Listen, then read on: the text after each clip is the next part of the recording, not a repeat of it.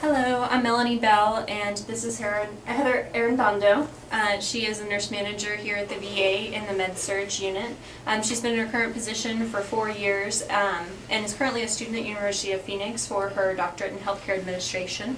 She got both her undergrad and her graduate degrees from UTA, and she is going to be presenting today on collective bargaining. Hello, and welcome to the world of collective bargaining. Hi, Dr. Turpin. I haven't seen you in a long time, so it's great to actually hear your name again. Anyway, this is based on a presentation that Jewel Lemons did back when I was in school working on my master's degree about collective bargaining. So I'll share some of that with you this evening. The 3 objectives that I'll cover is to define collective bargaining, identify issues that motivate nurses to utilize collective bargaining, and describe alternatives to collective bargaining. And this is pretty much based on my personal experiences as well as a little bit of the research that's available. So to start with, to define collective bargaining, and I'll read this to you because I'm sure it's small. Collective bargaining is a process of negotiations between employers and the representatives of a unit of employees aimed at reaching agreements that regulate working conditions. Collective agreements usually set out wage scales, working hours, training, health and safety, overtime, grievance mechanisms, and rights to participate in workplace or company affairs. And then according to the Bureau of Labor Statistics, collective bargaining is a method whereby representatives of employees, the union, and employers negotiate the conditions of employment, normally resulting in a written contract setting forth the wages, hours, and other conditions to be observed for a stipulated period. The term also applies to union management dealings during the term of agreement. So that's a very general definition, and how that kind of differs and also goes together with negotiation is that, at least in my perspective, collaborative bargaining should be something that we all strive for. What it may turn into at times is negotiation. And here at the Dallas VA, what we strive for is principled negotiation when we're dealing with the union. And what that is it's a method that was developed by the Harvard Negotiation Project. And this method is trying to actually focus on the issue, not on the person and not on feelings, but actually what has happened. So the results are based on some fair standards, independent of the will of either side. So the fair standard that we ascribe to is our union contract. And I'm sure Melanie will zoom in on this nice book that we have. But we have a notebook full of labor relation information that is what we always go to when we have questions. So this type of negotiation is based on merits, and it's not based on people, whether you like the people or you don't like the people. It's based on what actually has happened. There's no trickery, no posturing. So you would go into a negotiation or a collaborative agreement looking for a result, not actually going in saying that you wanted some type of discipline which was far above what you really wanted so that you could get down to what you wanted, but going in openly and honestly and actually discussing the issue at hand. And it enables a fair process that protects against those who would take advantage of other people. And I think that what helps me as a manager here at the VA is to look back on what has probably motivated people to unionize in the past. And so I think the first thing that people are always looking at is hours of work and overtime. So are we being fair and respecting the time of our employees, as well as looking at assuring that employees are given the right or the opportunity to have overtime instead of simply giving it to the first person who's available.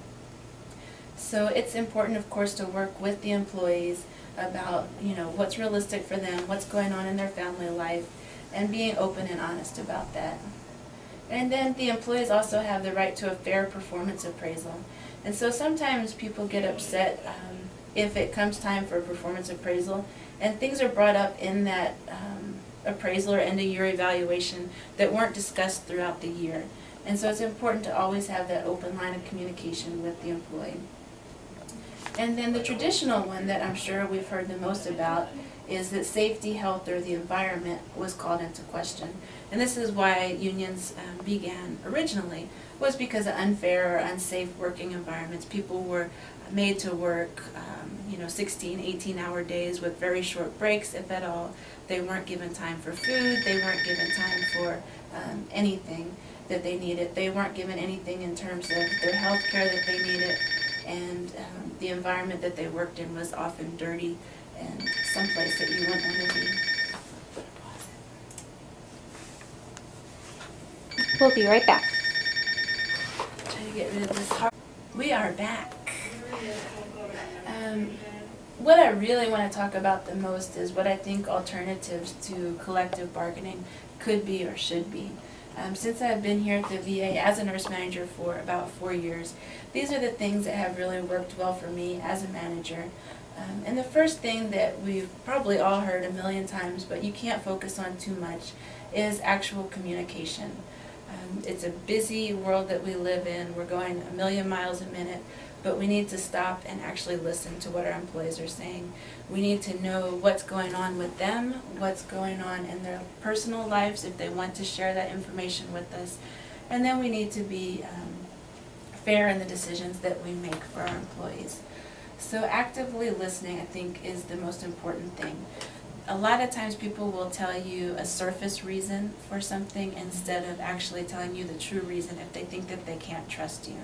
But if over time you're able to show them that you are willing to hear what they have to say as long as they're honest and that they can trust you to make the proper decision, they will, and you'll both have a better outcome. And then the other thing that I've found is wonderful for communication is just to have an open door. Sometimes it takes people a while to build up their courage to come in. So, to the extent possible, leave your door open. Make sure that everybody has the feeling that it's a positive thing to come into the nurse manager's office, that you want to hear from them, you want to work with them, and most likely that will be a great alternative. And then the second thing I think will help is transparency.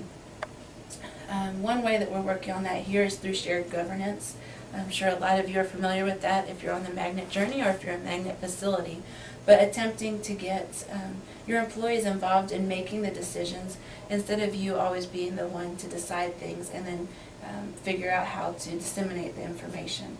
So looking at the evidence-based research, getting the employees involved in the process, and then being transparent about your decisions.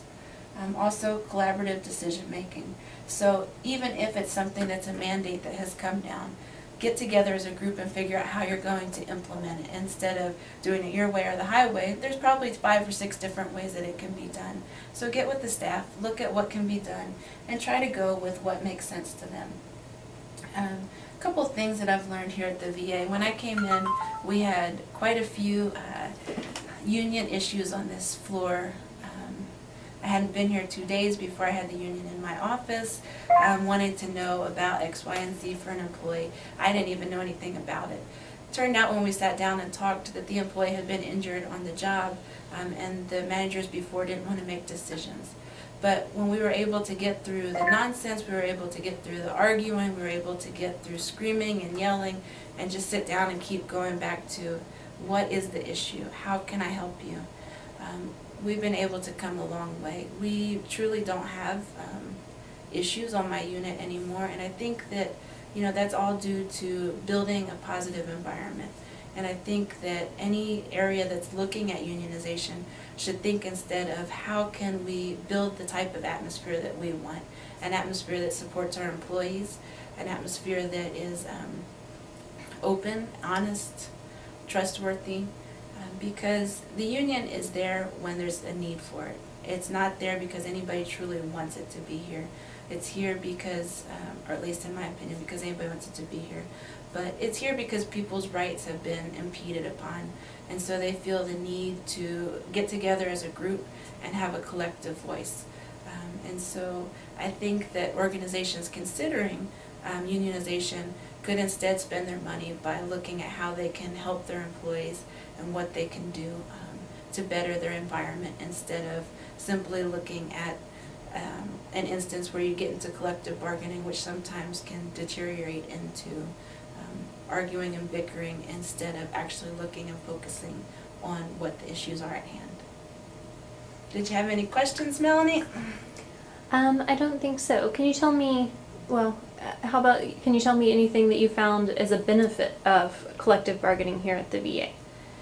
I think the biggest benefit is that everybody knows what the rules are. And so there's very clear processes for example, for time and leave. At the beginning of the year, everybody puts in what they want for annual leave, and the process is very clear. Number one is how long you've been an employee here.